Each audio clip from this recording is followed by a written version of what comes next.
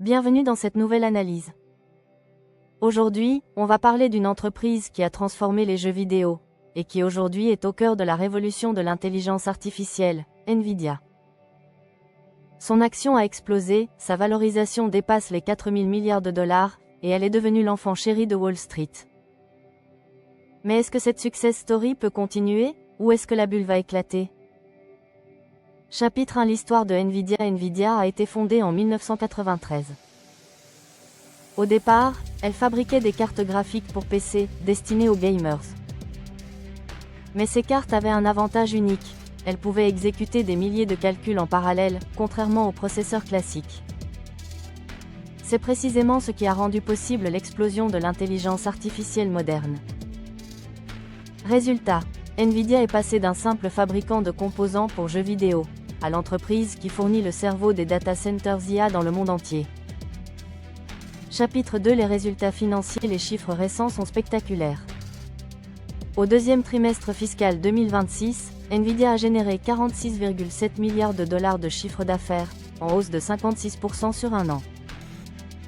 Le résultat net GAAP atteint 26,4 milliards de dollars, soit une progression de 59%. Autrement dit, plus d'un dollar sur deux encaissé par Nvidia devient directement un bénéfice net.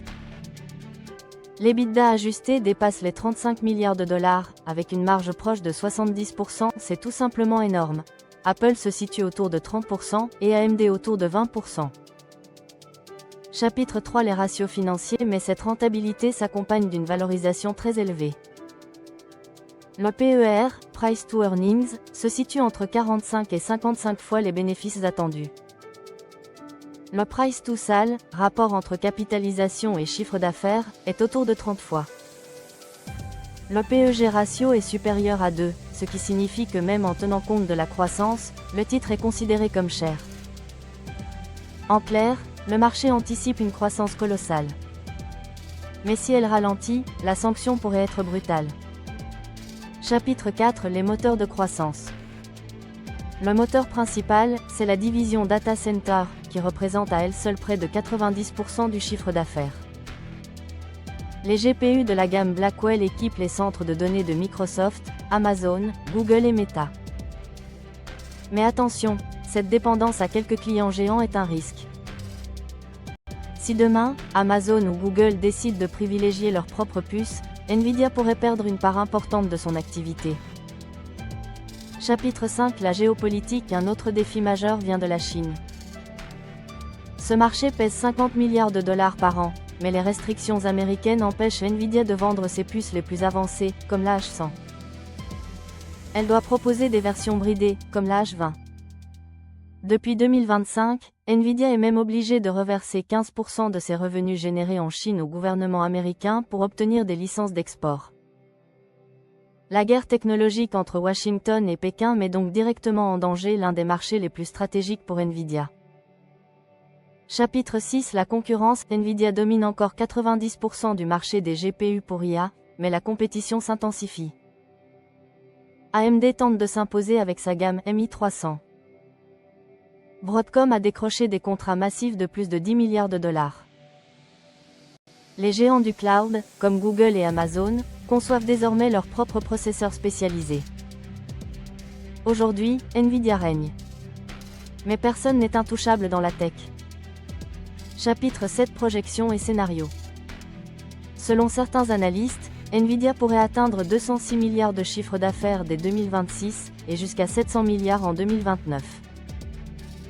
Dans ce cas, le PER se réduirait à environ 20, ce qui rendrait la valorisation plus raisonnable. Mais si la croissance ralentit ou si les concurrents avancent trop vite, le cours actuel pourrait sembler complètement démesuré. Chapitre 8. Les risques systémiques. En plus de la concurrence et de la géopolitique, deux risques supplémentaires menacent Nvidia. La consommation énergétique colossale des data centers IA, qui pourrait devenir un vrai frein économique et écologique. La dépendance à un petit nombre de clients. Trop concentré, Nvidia reste vulnérable. Conclusion alors, Nvidia est-elle une machine inarrêtable, ou une bulle prête à éclater? Les chiffres sont incroyables, marges historiques, croissance phénoménale, free cash flow record. Mais les risques sont bien réels, valorisation, concurrence, tensions géopolitiques, et dépendance à quelques acteurs. Et toi, qu'en penses-tu? Est-ce que Nvidia mérite encore son prix en bourse? Dis-le-moi en commentaire, et surtout, pense à liker cette vidéo et à t'abonner à la chaîne, car nous allons analyser chaque grande société cotée en bourse, une par une. Tu ne veux pas manquer ça. Disclaimer. Ceci n'est pas un conseil en investissement, mais une analyse éducative et informative.